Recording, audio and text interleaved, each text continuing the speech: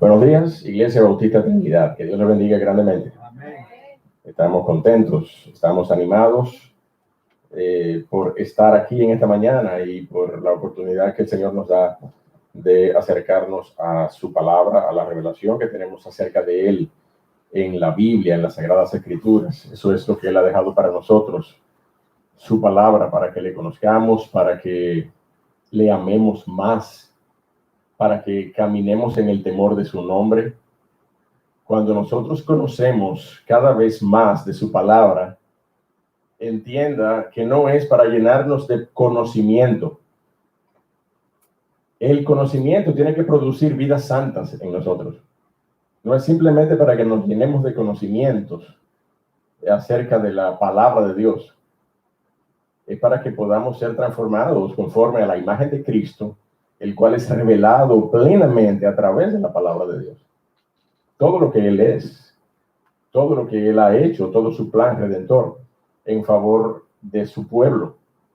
De manera que ese es el objetivo que tenemos, ese es el objetivo permanente que tenemos para reunirnos como iglesia.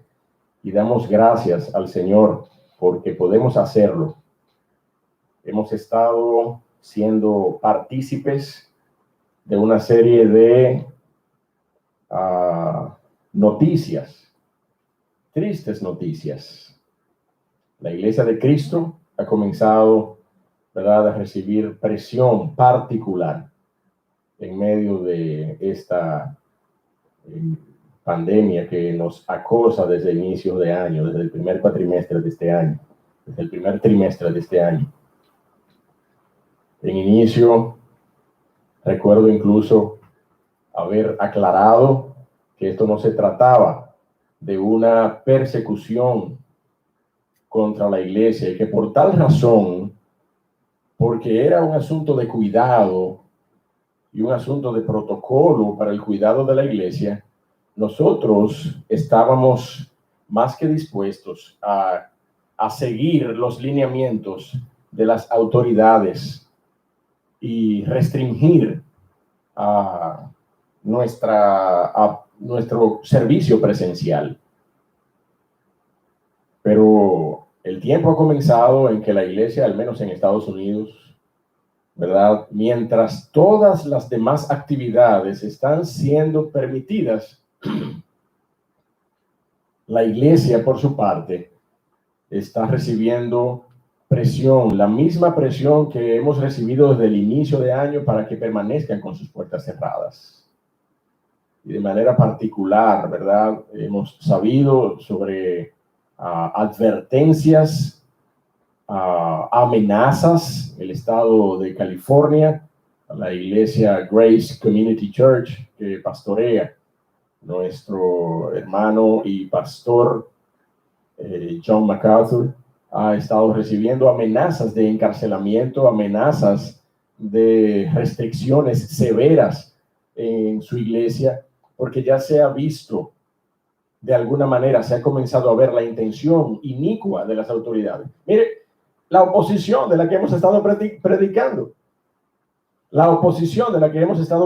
todos estos domingos, ahí está. No se hizo tardía la ocasión para que lo veamos en este tiempo. Y ahí está.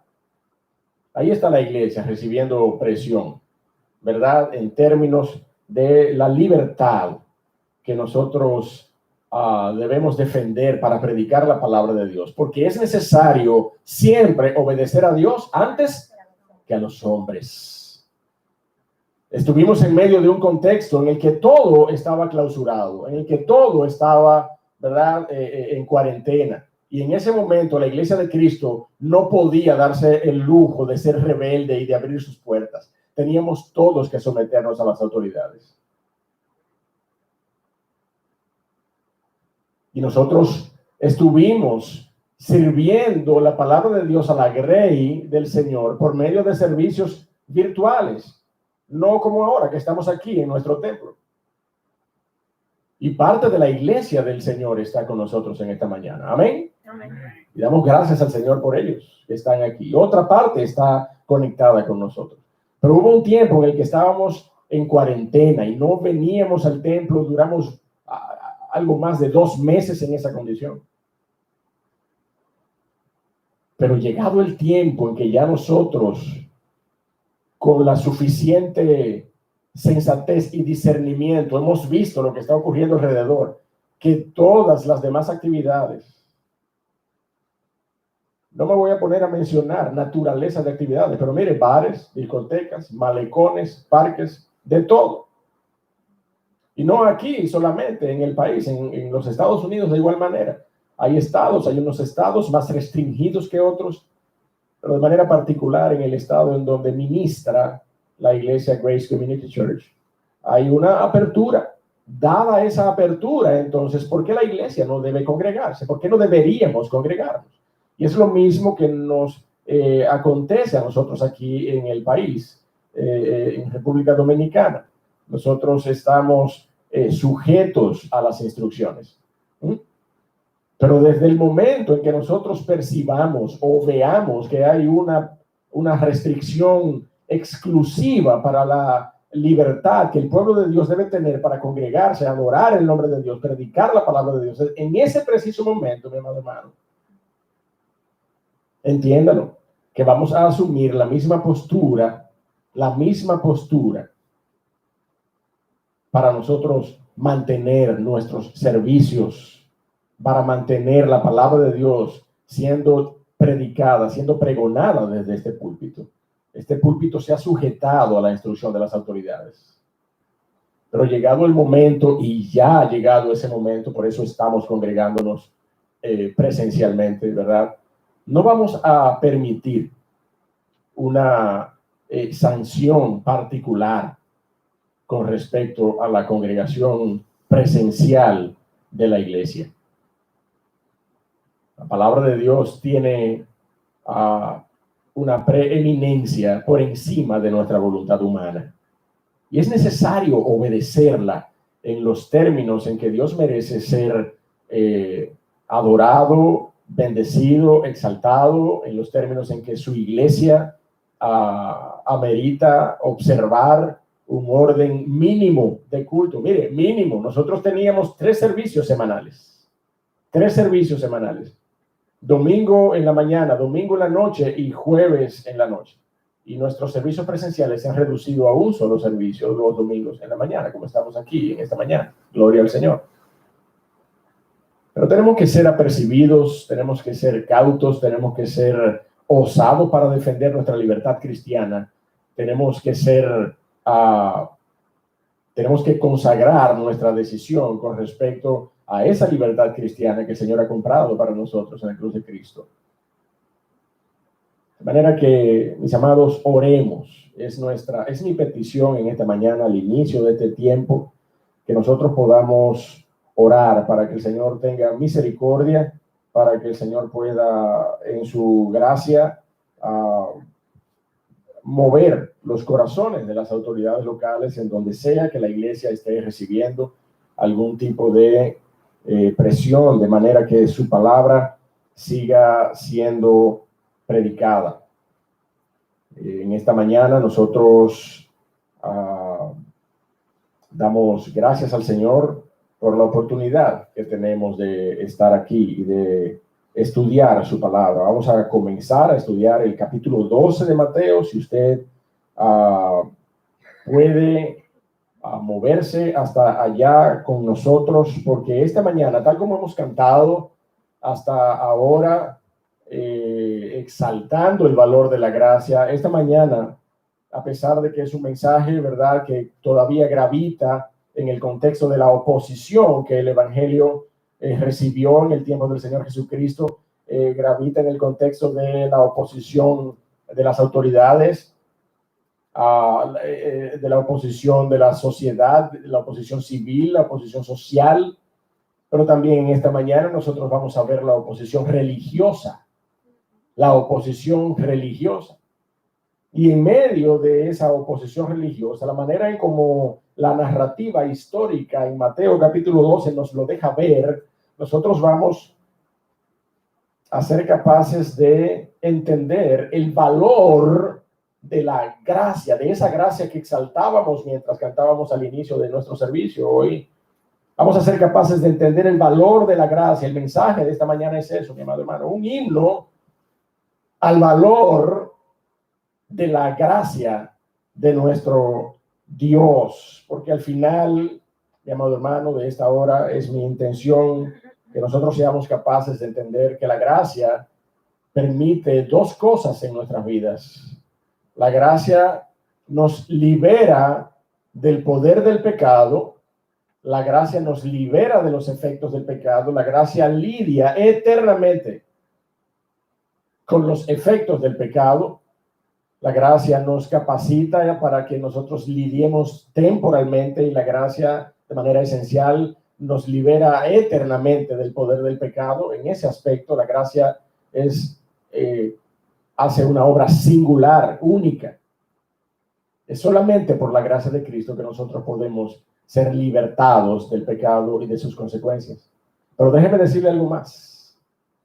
La gracia, mi amado hermano, también es efectiva para librarnos de las imposiciones de los hombres que pretenden establecer normas y ordenanzas para nosotros lidiar con ese pecado. Entiéndamelo de la manera apropiada. Dos escenarios.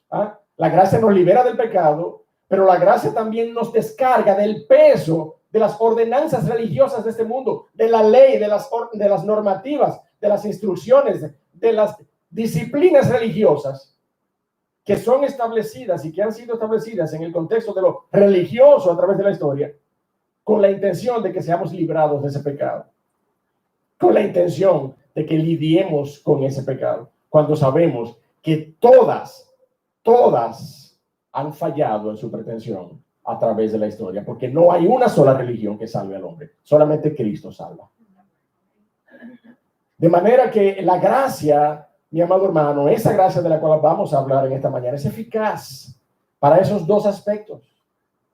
La gracia nos libera del pecado y la gracia nos libera de la imposición del hombre que pretende establecer normas para lidiar con ese pecado.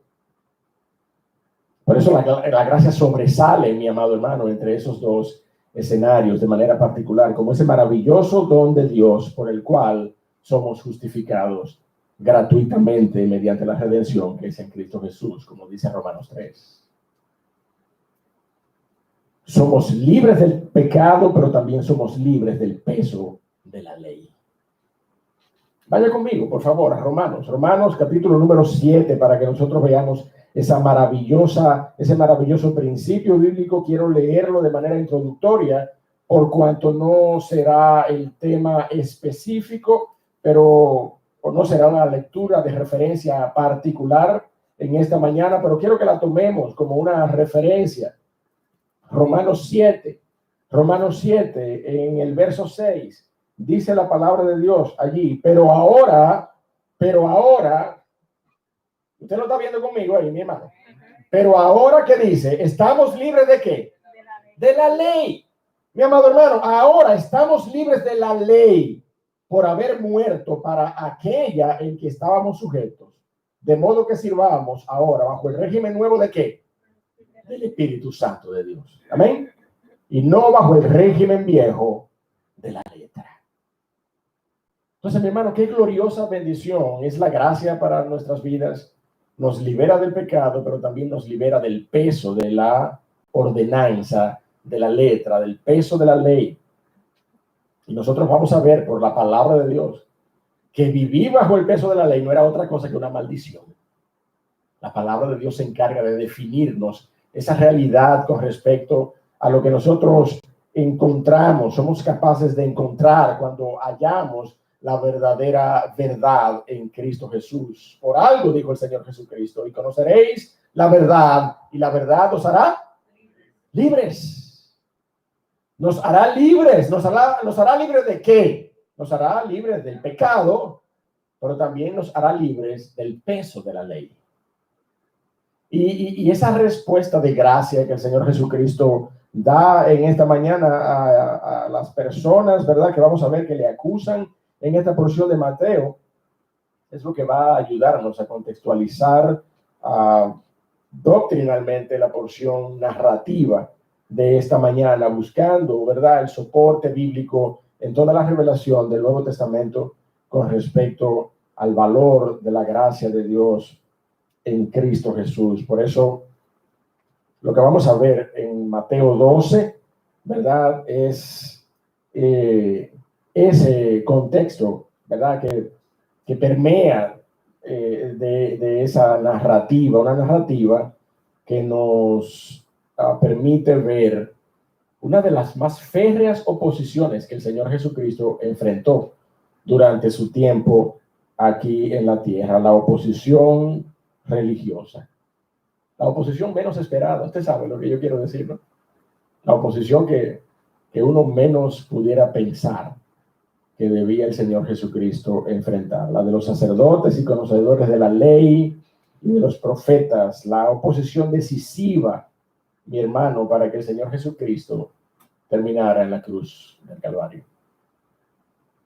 Vamos a leer Mateo capítulo 12, desde los versos 1 al verso 8, desde los versos 1 al verso 8, dice la palabra de Dios allí en Mateo 12, 1, 8. En aquel tiempo iba Jesús por los sembrados en un día de reposo, y sus discípulos tuvieron hambre y comenzaron a arrancar espigas y a comer. Viéndolo los fariseos, le dijeron: he aquí, tus discípulos hacen lo que no es lícito hacer en el día de reposo. Pero él les dijo: ¿no habéis leído lo que hizo David cuando él y los que con él estaban tuvieron hambre? ¿Cómo entró en la casa de Dios y comió los panes de la proposición, que no les era lícito comer ni a él ni a los que con él estaban, sino solamente a los sacerdotes? ¿Ustedes no han leído esa historia?, le preguntó el Señor a los fariseos. ¿Ustedes no han leído eso? ¿Ustedes no son conocedores de la ley? ¿Ustedes no han leído eso que ocurrió con David? Verso 5, ¿o no habéis leído en la ley cómo en el día de reposo los sacerdotes en el templo profanan el día de reposo y son sin culpa? Ustedes no han tenido los dos dedos de frente suficientes para analizar esta realidad que se daba en el contexto de la labor ministerial en el templo. El día de reposo era uno de los días donde más trabajo tenían los sacerdotes del templo. Entonces ellos están profanando el día de reposo, si es por eso. Ustedes no han leído eso, ustedes no se han puesto a pensar eso, les dijo el Señor a los fariseos. Verso 6. Pues os digo que uno mayor que el templo está aquí. Uno mayor que el templo está aquí. Y si supieseis qué significa misericordia quiero y no sacrificio, no condenaríais a los inocentes. Lea conmigo el verso 8, mi hermano, por favor, con fuerza. Lea conmigo el verso 8. Porque el Hijo del Hombre es Señor del día de reposo. Gloria a Dios. El Hijo del Hombre, nuestro Señor Jesucristo, no solamente es mayor que el templo, dice la palabra de Dios. Él es el dueño, Él es el Señor del día de reposo. Amén. Padre, gracias por tu palabra en esta mañana. Gracias por la oportunidad que nos das de ver a través de ella, oh Señor, toda tu voluntad santa, agradable, perfecta, con respecto, oh Dios del cielo, a lo que tú demandas de cada uno de nosotros, como hijos tuyos. Oh Señor, que te amemos con todo nuestro ser, con toda nuestra alma, con toda nuestra mente, con todas nuestras fuerzas, y que amemos a nuestro prójimo como a nosotros mismos. En estos dos mandamientos se resume toda la ley, dice tu palabra. Cuán maravillosa gracia, oh Dios del cielo, tú nos has dado, que nos has librado no solamente del poder del pecado y de la muerte por medio de ella, sino que nos has librado también del poder, del peso, de la carga, del lastre de la ley y de las ordenanzas, oh Dios del cielo. Y hoy podemos vivir en plena libertad en Cristo Jesús. Plena libertad para adorarte, oh Dios del cielo. No libertad para andar conforme a nuestros deseos. Libertad para adorarte. Libertad para sujetarnos a la dirección de tu Santo Espíritu en nuestros corazones y venir a ser siervos de la justicia. Ya no esclavos del pecado, sino siervos de la justicia. Padre, gracias por tu gracia en Cristo Jesús.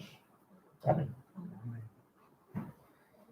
Mis amados, yo quiero comenzar en esta mañana con el verso número 30 del capítulo anterior. El verso número 30 del capítulo anterior, mi amado hermano. Léalo conmigo, por favor, ese versículo número 30 del capítulo 11. Porque mi yugo es fácil y ligera mi carga. Yo quisiera que usted lo lea conmigo, porque yo nada más oí 2 o 3 voces. Oí la de mi hermano Bernardo, oí 2 o 3 voces, pero yo quiero oírlos a todos los que están aquí conmigo en esta mañana. Verso 30. Porque mi yugo es fácil y ligera mi carga. Con esa declaración, mis amados, cerró el Señor Jesucristo, ¿verdad? Ese clamor que el Señor Jesucristo hacía en el contexto del capítulo 11, ese clamor en medio de la oposición que nosotros estudiamos el domingo pasado, yo creo que es sumamente contextual, sumamente pertinente para este mensaje de esta mañana, que nosotros comencemos por esa declaración. Porque si leemos correctamente entre líneas, mi amado hermano, el Señor no solo estaba refiriéndose al aspecto de la carga que nos impone el pecado y nuestras iniquidades.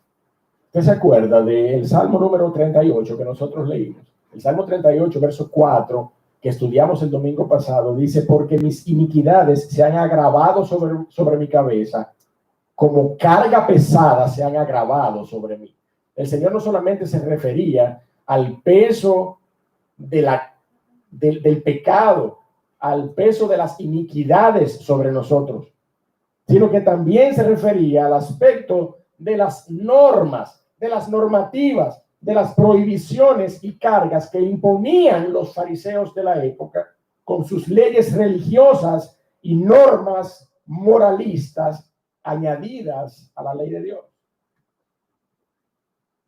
Miren, mi hermano, el objetivo de la ley de Dios, que es santa, nosotros no estamos aquí menospreciando la ley de Dios, la palabra de Dios. El apóstol Pablo, en la epístola a los romanos, dice que la ley es santa y el mandamiento es santo, justo y bueno. En Romanos 7 dice el apóstol Pablo eso.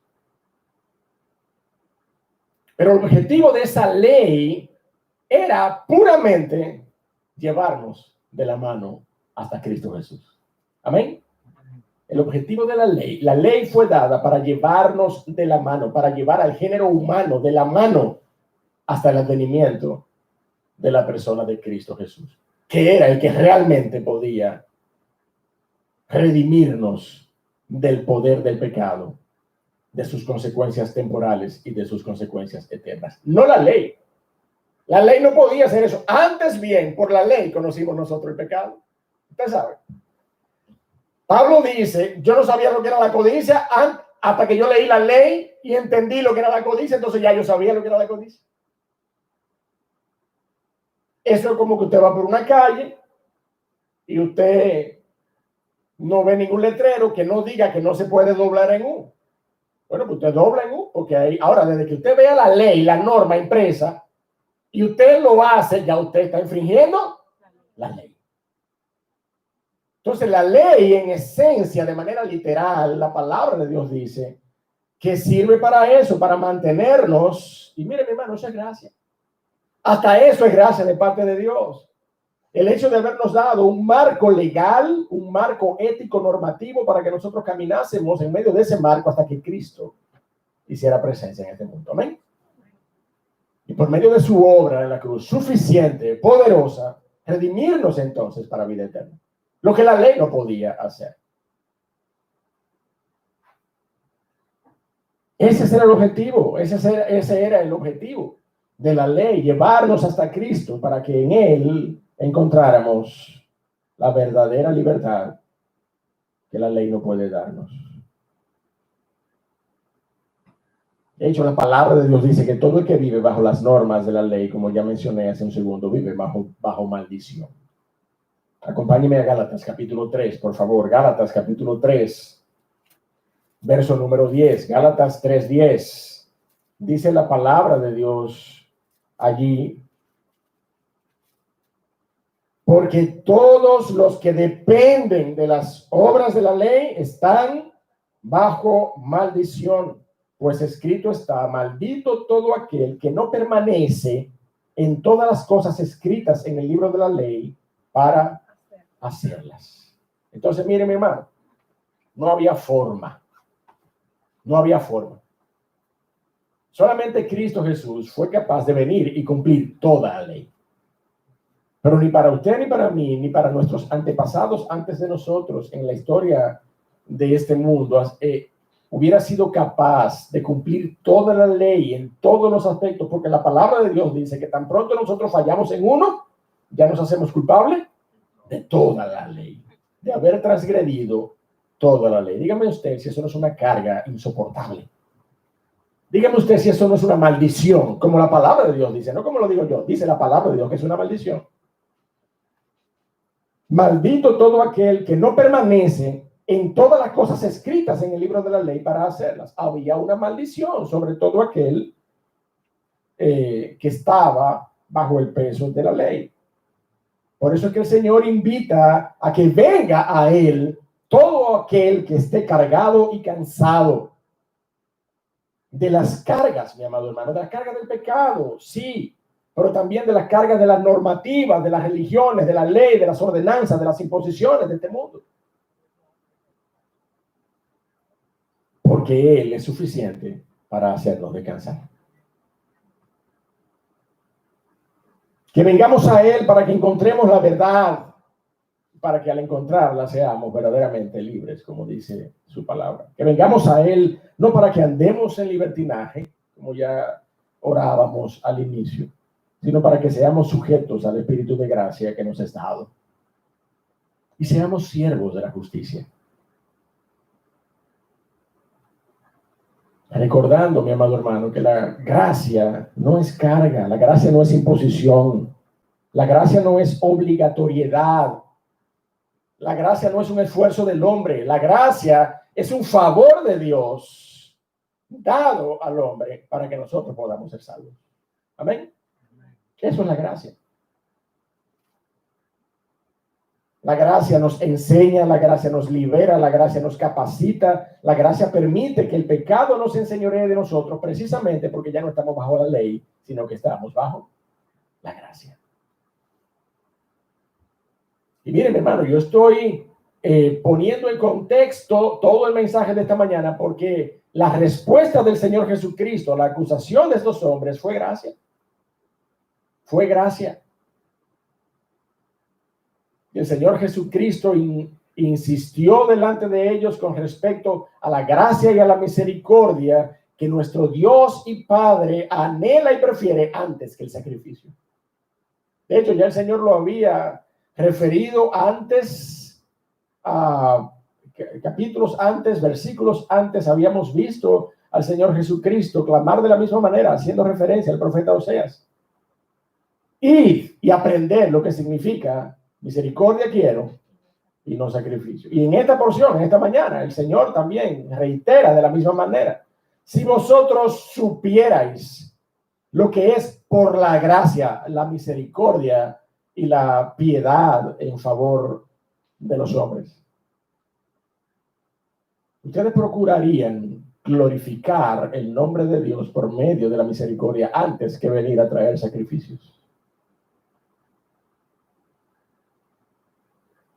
debe hacernos entonces, mi amado hermano, todo el sentido del mundo. Leer en Mateo al Señor decir con tanta seguridad en sus palabras, mi yugo es fácil y ligera es mi carga, porque se vivía todo lo contrario en ese tiempo, mi amado hermano. Se vivía bajo un yugo y una carga de demandas religiosas en extremo pesadas, como para ser llevadas en el gozo y deleite de las cosas del Señor. ¿Ya me está entendiendo lo que yo quiero decir? Ahora, yo le voy a hacer una pregunta a usted. ¿Eso era exclusivo de aquel tiempo? ¿O en este tiempo todavía hay personas que quieren someterse a preceptos y a religiones y a mandamientos y a observación de fechas y a observación de cuidado, de ingerir alimentos,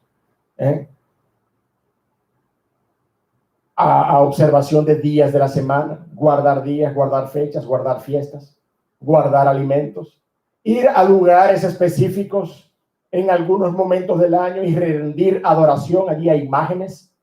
¿Usted cree que eso era exclusivo de aquel tiempo? No, mi amado hermano, hoy todavía existen almas, existen personas, y mire, mi hermano, muchos de ellos, y yo sé que no es exclusivo mío, de toda la iglesia, son personas cercanas a nosotros, familiares, personas que amamos,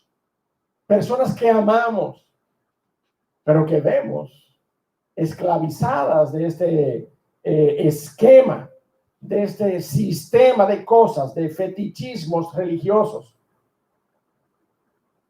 guardando fechas, días, lugares.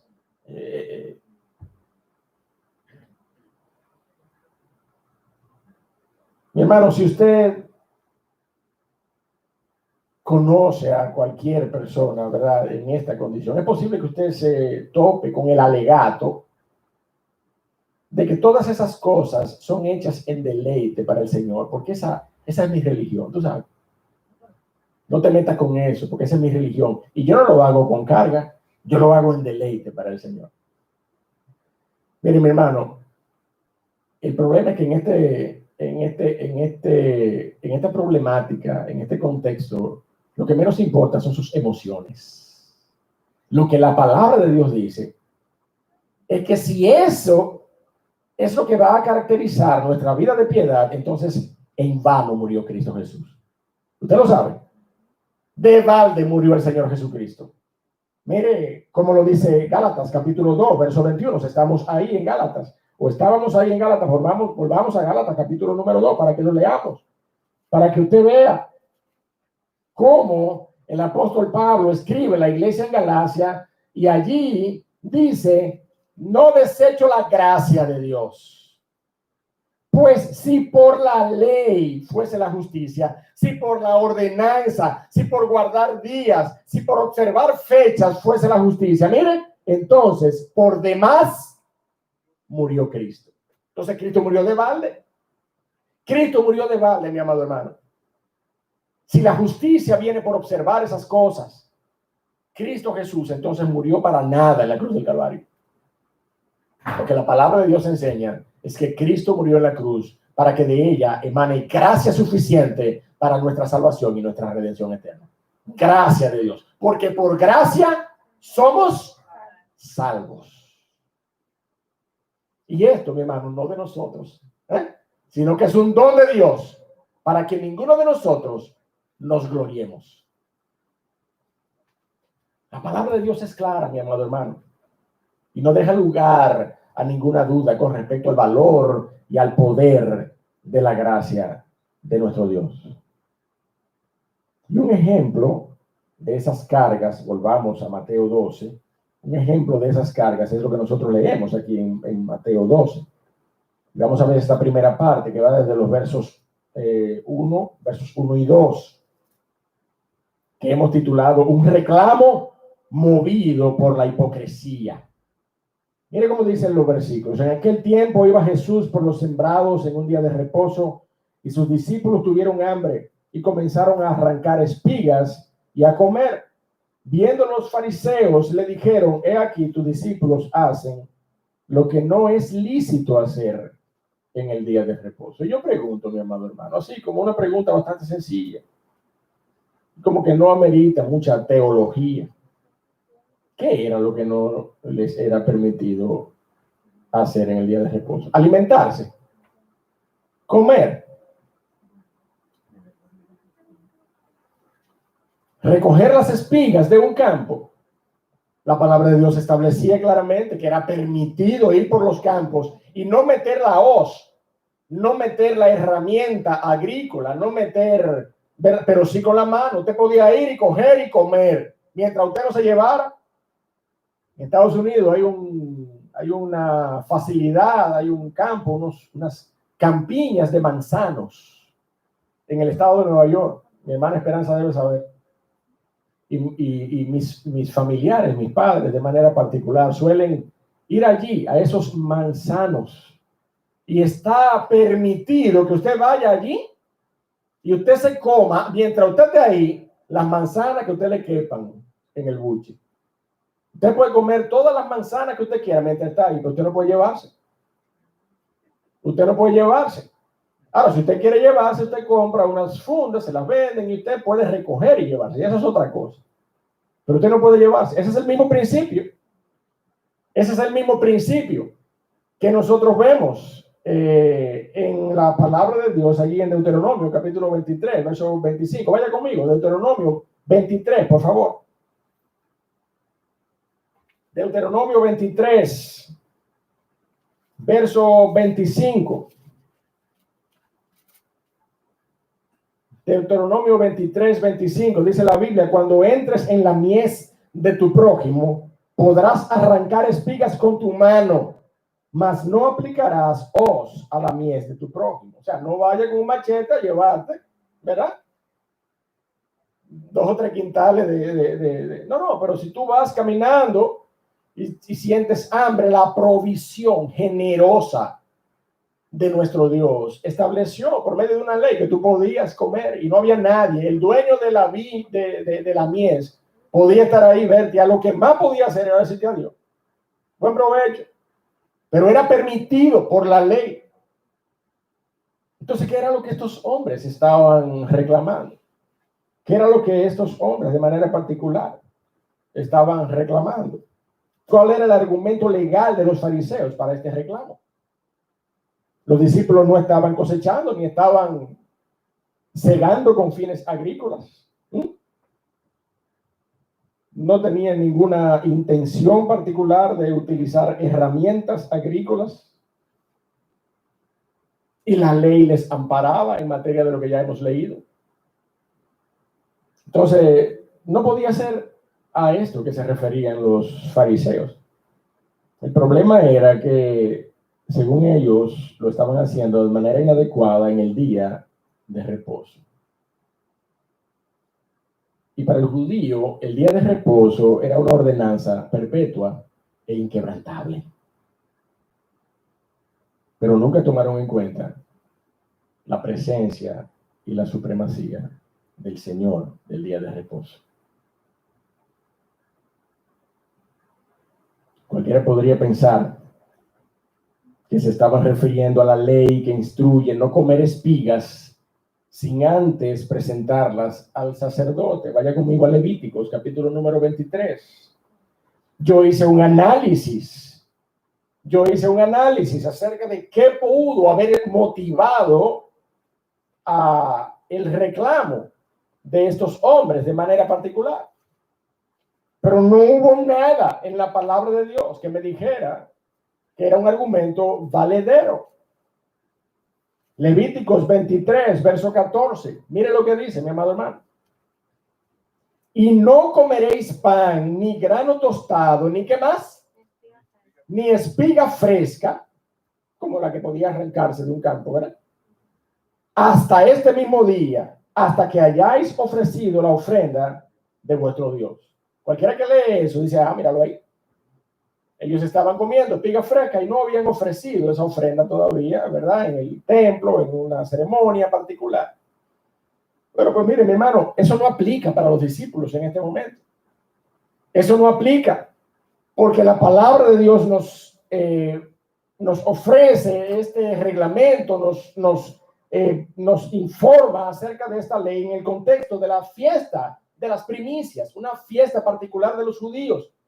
en donde debía llevarse ese protocolo, pero en este momento los discípulos no estaban celebrando ninguna fiesta, estaban simplemente de manera casual caminando por este campo y amparados en la ley, tomaban y se alimentaban. No estaban trabajando, no estaban haciendo una labor particular con herramientas de campo, estaban simplemente con su mano, tomando y alimentándose.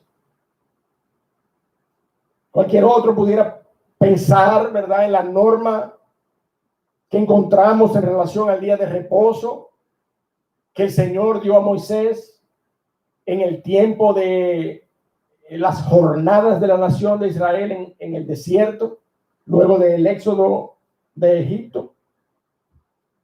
Éxodo 16, verso 25, el Señor regula de manera particular allí con respecto al maná provisto desde el cielo en los días de reposo. Y dice la palabra de Dios, verso 25, y dijo Moisés, comedlo hoy, porque hoy es día de reposo para Jehová. Hoy no hallaréis en el campo. 6 días los recogeréis, mas el séptimo día es el de reposo. Es día de reposo, en él no se hallará. Y aconteció que algunos de los del pueblo salieron en el séptimo día a recoger y no hallaron. Y Jehová dijo a Moisés, ¿hasta cuándo no querréis guardar mis mandamientos y mis leyes? Mirad que Jehová os dio el día de reposo, y por eso en el sexto día os da pan para 2 días. Estése pues cada uno en su lugar, y nadie salga de él en el séptimo día. ¿En qué contexto lo dijo el Señor? En el contexto del desierto, en el contexto de la provisión del maná en el desierto. Ese no era el contexto de los discípulos del Señor en el momento en que los judíos, los fariseos, los sacerdotes de la ley estaban acusando a los discípulos, sobre todo al Señor Jesucristo, de no estar haciendo nada para entorpecer el atrevimiento de los discípulos en ese momento. Todo menos misericordia, mi amado hermano. ¿Usted me entiende? Todo un sobredimensionamiento de la ley, del hermetismo de la ley, todo menos misericordia. Los fariseos habían redactado, mi amado hermano, un catálogo de 39 tipos de trabajos,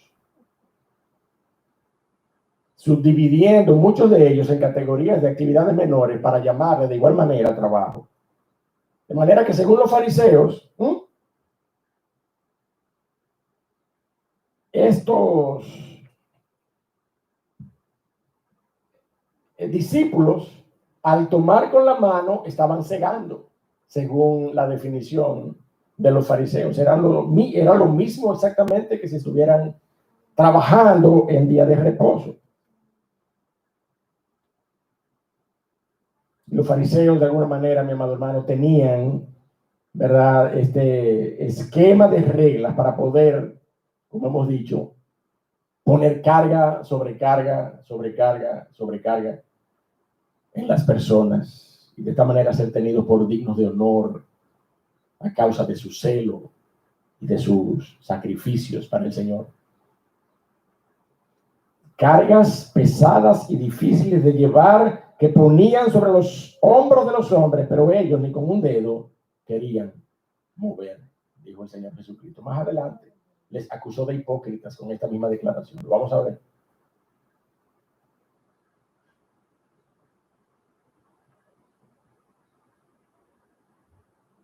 Hermano, imposiciones religiosas, observación de días de fiesta, días de reposo, luna nueva, abstención o ingestión de alimentos. Esa es la norma religiosa de la imposición de cargas a los feligreses. Y con todo y que los discípulos solo estaban alimentándose, no cosechando ni involucrados en el trabajo, bajo el amparo de la ley del Señor, fueron acusados por los fariseos en este momento de violentar el día de reposo.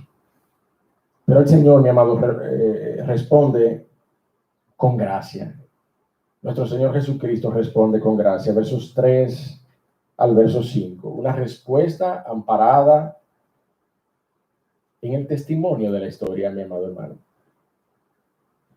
Pero Él les dijo: ¿no habéis leído lo que hizo David cuando él y los que con él estaban tuvieron hambre? ¿Y cómo entró en la casa de Dios y comió los panes de la proposición que no les era lícito comer, ni a él ni a los que con él estaban, sino solamente a los sacerdotes? El Señor Jesucristo está haciendo referencia acerca de eventos narrados en el Antiguo Testamento que crearon jurisprudencia dentro de la ley de Moisés. ¿O no habéis leído en la ley, verso 5, cómo en el día de reposo los sacerdotes en el templo profanan el día de reposo y son sin culpa? Mi hermano, mire, lea Levíticos conmigo, por favor. Lea Levíticos capítulo número 24. Levíticos capítulo número 24, verso 4. Vaya conmigo allí. Levítico capítulo número 24, verso 5. Dice la palabra de Dios allí a los sacerdotes: y tomarás flor de harina y cocerás de ella 2 tortas, cada torta será de 2 décimas de efa, y las pondrás en 2 hileras en la mesa de la proposición de los panes. ¿Usted me entiende? La pondrás en 2 hileras, 6 en cada hilera, sobre la mesa limpia delante de Jehová. Esos 12 panes, mi amado, representaban a las 12 tribus de Israel en ese momento de la presentación delante de Dios en el templo. Dice el verso 7: pondrás también sobre cada hilera incienso puro, y será para el pan como perfume, ofrenda encendida a Jehová. Cada día de reposo lo pondrá continuamente en orden delante de Jehová en nombre de los hijos de Israel como pacto perpetuo. Este no era un trabajo. Este no era un trabajo ministerial que estaba en manos de los sacerdotes. Dígame usted, por favor. ¿No era esta una actividad ministerial que a ojos de los fariseos debía claramente estar vetada porque era tan simple como hacer estas cosas con las manos? Llevar a cabo estas actividades instruidas de parte de Dios. Sin embargo, mi amado hermano, la ley siempre fue clara, siempre fue concreta, siempre fue específica. Y los fariseos no hacían más que añadirle a la ley de Moisés, como hoy lamentablemente vemos a las religiones añadirle a la gracia de Dios precepto sobre precepto, tradición sobre tradición, observancia de días, observancia de fechas, haciendo de la gracia de Dios, mi amado hermano, una herramienta inútil para aquellos que pretenden una relación personal con su Creador. ¿Qué argumento, mi amado hermano, podía presentarse ante la evidencia de la historia bíblica con respecto a la ley y al sacerdocio? Los fariseos estaban haciendo lo que mejor sabían hacer, mi amado hermano: sobrevalorar el mandamiento por encima de la necesidad humana, sobredimensionar la ley y la norma sobre la misericordia y el amor. No es de extrañar entonces, mi amado hermano, que el Señor Jesucristo haya declarado de manera intencional, ¿verdad?, que solamente hay 2 mandamientos suficientes y requeridos. Amarás al Señor tu Dios con todo tu corazón y con toda tu alma y con toda tu mente. Este es el primero y grande mandamiento. Y el segundo es semejante: amarás a tu prójimo como a ti mismo. De estos 2, dice Mateo 22, verso 40, depende toda la ley y los profetas.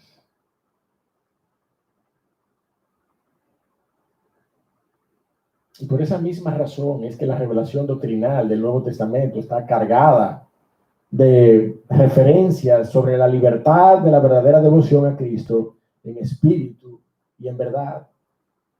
lejos de imposiciones y ordenanzas de la ley. Vamos a buscar dos referencias bíblicas, una en Romanos y otra en Colosenses, para que entonces veamos la parte final del mensaje en esta mañana, con el veredicto que el Señor Jesucristo ofrece, un veredicto que descansa en su persona. Pero antes busquemos Romanos capítulo 14, Romanos 14, mi hermano, para que usted vea la claridad y la contundencia de la palabra de Dios en el aspecto de la gracia de Dios en relación con las ordenanzas y las observancias. Dice Romanos capítulo número 14, verso 6, el que hace caso del día, lo hace para el Señor. Y el que no hace caso del día, ¿para quién no lo hace? Para el Señor no lo hace. El que come, para el Señor come, porque da gracias al Señor. Y el que no come, para el Señor no come y da gracias al Señor. Entonces mire el verso 17, mi amado hermano, ¿qué dice allí? Porque el reino de Dios no es comida ni bebida, sino justicia, paz y gozo en el Espíritu Santo. Yo todavía me asombro, mi amado hermano, de personas con un genuino, aunque a la vez errado en sus fundamentos, genuino temor de Dios, absteniéndose de ciertos alimentos por causas doctrinales, por causas religiosas. Todavía no entiendo cómo es que no han sido capaces de recibir la maravillosa libertad que representa la gracia en Cristo Jesús, para que nosotros sepamos que hoy en Cristo somos ciudadanos por gracia de un reino en el cual no prima el valor de lo que comemos o de lo que bebemos o de lo que hagamos o dejemos de hacer, sino que ese reino de justicia, de paz y gozo en el Espíritu Santo es el que nos llama a libertad. Ese es el reino en el que nosotros somos llamados a vivir en la libertad de los hijos de Dios. Mire Colosenses capítulo 2, como dice, Colosenses capítulo 2, verso 16 y verso 17. Colosenses 2, 16 y 17. Por tanto, nadie os juzgue en comida o en bebida, o en cuanto a días de fiesta, luna nueva, o días de ¿qué? O días de reposo. Mi hermano, no deje que nadie, por favor, venga a marcarte pautas que la palabra de Dios claramente está ilustrándonos, está edificándonos por medio de la libertad en Cristo Jesús. Nadie os juzgue en comida o bebida, en cuanto a día de fiesta, luna nueva o día de reposo, todo lo cual es sombra de lo que había de venir, pero el cuerpo es de Cristo. ¿Y cuál es el cuerpo de Cristo? Levántame la mano. ¿Cuál es el cuerpo de Cristo? Gloria a Dios. La iglesia es el cuerpo de Cristo. Yo le voy a perdonar a aquellos que no levantaron la mano. Yo sé que es porque están cansados. O a lo mejor no me estaban viendo cuando hice la invitación. Esta mañana estamos aquí, el cuerpo de Cristo. La palabra de Dios dice claramente, todo eso, todas esas ordenanzas era sombra de lo que había de venir, pero el cuerpo, pero la iglesia, pero los santos son de Cristo, mi amado hermano. Y si Cristo es el Señor del sábado, entonces que nadie venga a mí a hablar del sábado. Yo no sé si usted me está entendiendo. Si Cristo es el Señor del templo, si Cristo es el Señor del día de reposo, si Cristo es el Señor de todo lo que antes era sombra de su advenimiento y de su gloria, hoy, mi amado hermano, nosotros estamos en Cristo Jesús. No es en la norma y en la ley que permanecemos, no es bajo la maldición de la ley que permanecemos, es que hemos venido a la libertad gloriosa de los hijos de Dios en Cristo Jesús. Es a esa libertad que hemos venido. Y mire el veredicto que el Señor Jesucristo le da a estos hombres. Verso 6. Verso 6. Mi hermano, yo lo que digo es que si todo esto era sombra de lo que había de venir, Cristo es el que merece toda la adoración, porque a Él es que apuntaban todas estas cosas. ¿Usted me está entendiendo? Cuando usted encuentra una sombra, ¿qué es lo que usted busca de una vez, inmediatamente? ¿Qué es lo que estaba generando esa sombra, sí o no? ¿O usted se va a conformar con la sombra? ¿Ah? Imagínese usted una película de misterio, una esquina y una musiquita por ahí de misterio. Y usted ve una sombra. ¿Qué es lo que usted va a buscar? ¿Qué es lo que está generando la sombra? Eso es lo importante. Todas estas cosas, mi amado hermano, todas estas cosas, dice Pablo a la iglesia en Colosas, día de reposo, una nueva, fiestas solemnes que guardar, todo esto era sombra de lo que había de venir, pero el cuerpo es de Cristo Jesús. La iglesia pertenece a Cristo y Él es su cabeza.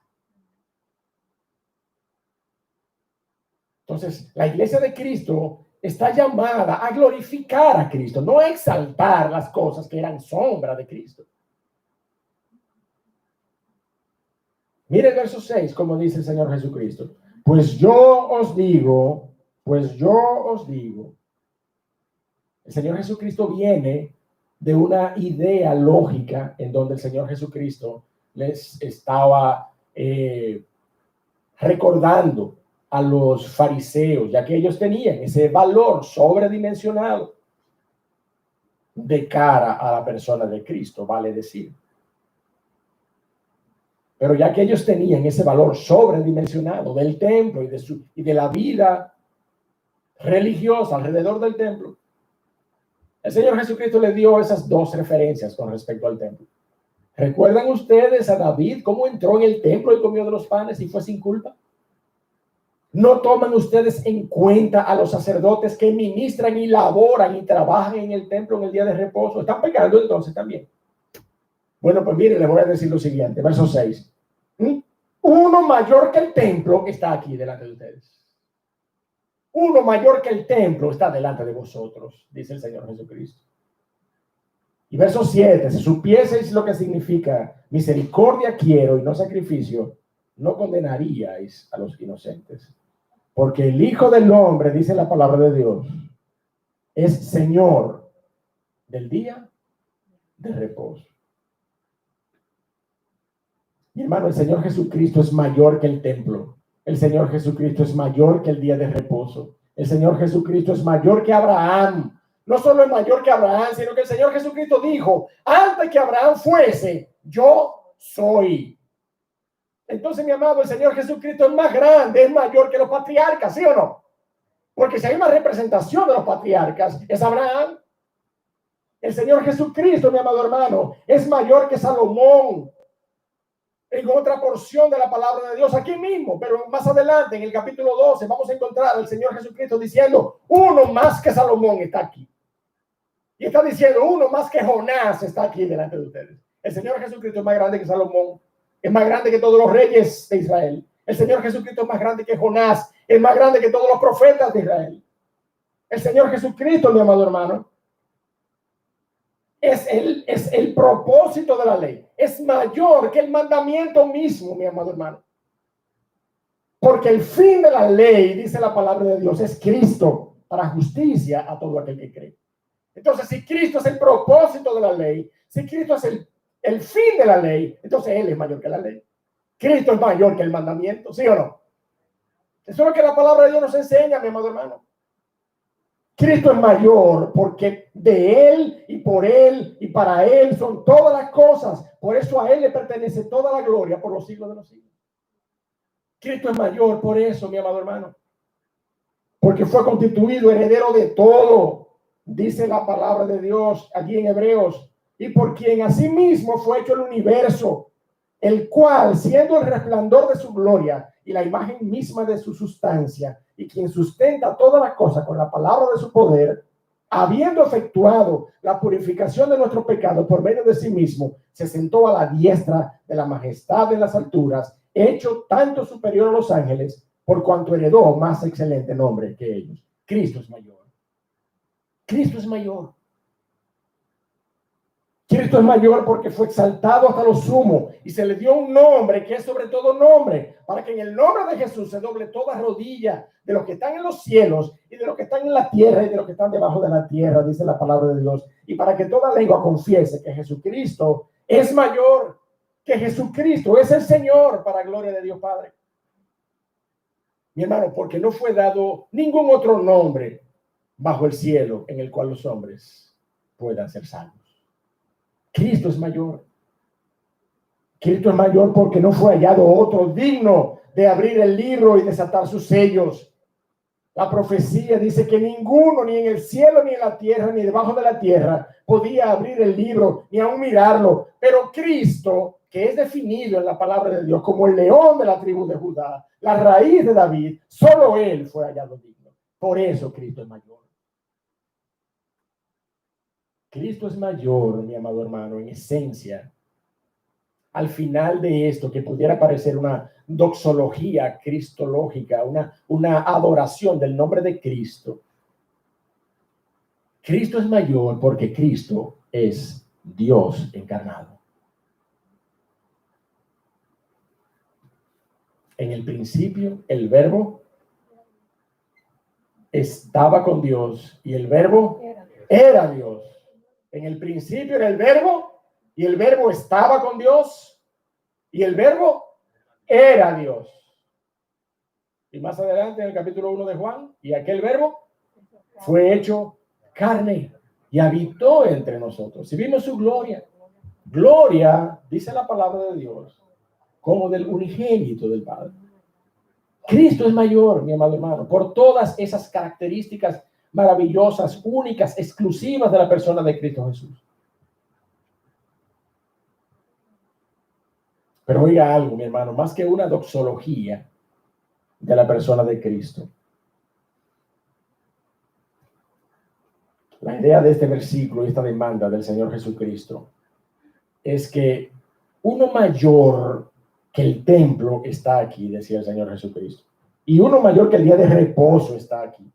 Por tanto, todo el que conmigo está tiene verdadera libertad, libre del pecado y libre del peso de la ley. Esa es la idea de esa declaración del Señor Jesucristo. Esa es la idea del Señor Jesucristo. Liderando su grupo de discípulos, no sabemos cuánto eran, no sabemos si estaban los 12 ahí completos, pero liderando sus discípulos, sus apóstoles, el Señor Jesucristo dijo, uno mayor que el templo está aquí. Estos tienen libertad. Mi hermano, como tú y yo en Cristo tenemos libertad. No para andar desordenadamente, pero sí para levantarnos con dignidad delante de las acusaciones de los preceptos de este mundo y clamar a viva voz, exaltando la gracia de nuestro Señor Jesucristo.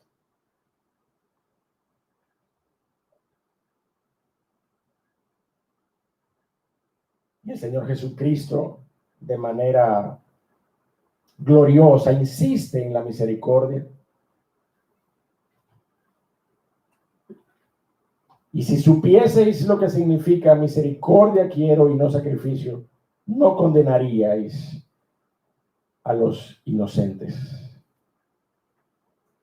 El Señor Jesucristo ya había hecho referencia de esa verdad, de esa profecía del Antiguo Testamento por parte del profeta Oseas. Y mi amado hermano, el Señor Jesucristo, si insistía en la misericordia antes que el juicio, es porque Él tendrá de cada uno de nosotros misericordia. Porque la palabra de Dios dice con claridad, porque la misericordia triunfa sobre el juicio. Epístola de Santiago, capítulo número 2. La misericordia triunfa sobre el juicio. Juicio sin misericordia se hará contra aquel que no tuvo misericordia. Porque esa es otra, mi amado hermano, cuando nosotros leemos eso y lo explicamos en su momento también, cuando nosotros leemos esta declaración del Señor Jesucristo, misericordia quiero y no sacrificio, no piense usted ni por un segundo que el Señor está marginando el juicio que está declarado sobre este mundo, sobre el pecado de este mundo. No, no, no. El Señor Jesucristo tendrá juicio sin misericordia sobre el pecado de este mundo. Pero el Señor Jesucristo, como nuestro Dios, porque es Dios encarnado, es amplio en perdonar y lleno de misericordia. El Señor Jesucristo es misericordioso y sus misericordias en favor nuestro, dice la palabra de Dios, son nuevas, mi amado hermano, renovadas cada mañana en favor de su pueblo. Es increíble entonces, mi amado hermano, como conclusión en este momento, llegar a entender que la gracia nos libera del peso del pecado que nos asedia y también nos libera de las imposiciones de los hombres que pretenden establecer normas para lidiar con ese pecado. Si no es por la gracia de Cristo, mi amado hermano, nada pudiéramos hacer. Ni librarnos del pecado, ni caminar con Dios. Nada pudiéramos hacer, ninguna de las dos cosas. Ese es el valor de la gracia para nuestras vidas. Por eso mi pregunta en esta mañana es, no solamente para la iglesia que está presente, sino para todos los que nos están observando por medio de la conexión. ¿Estás viviendo bajo la gracia? ¿O estás viviendo bajo el peso de las ordenanzas de la ley y las normas moralistas de las religiones de este mundo? ¿Cómo estás viviendo tú en esta mañana? ¿Cómo estás viviendo hasta este día? El cual puede ser día de salvación para ti si tú vienes a los pies de Cristo Jesús.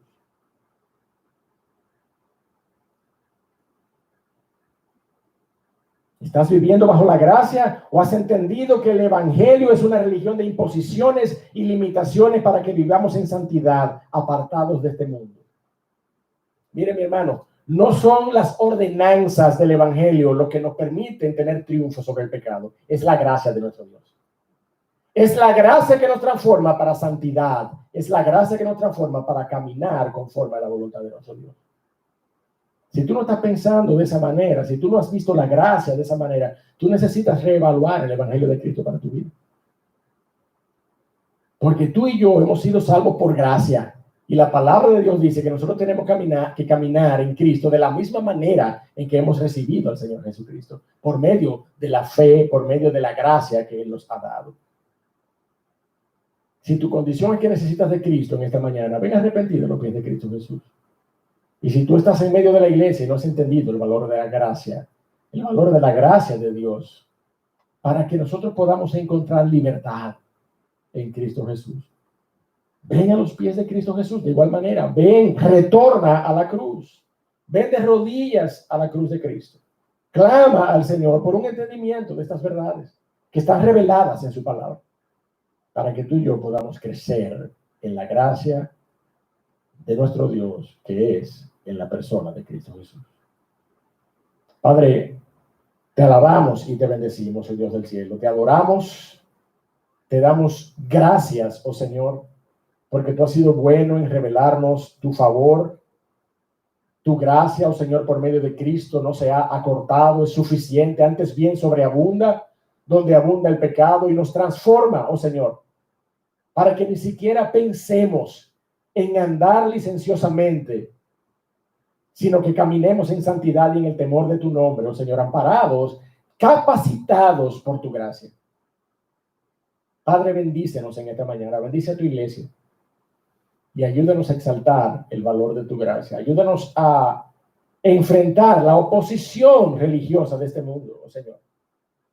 Cuando señalen preceptos y ordenanzas, ayúdanos a entender la libertad gloriosa a la que tú nos has llamado por medio de tu gracia, oh Dios del cielo.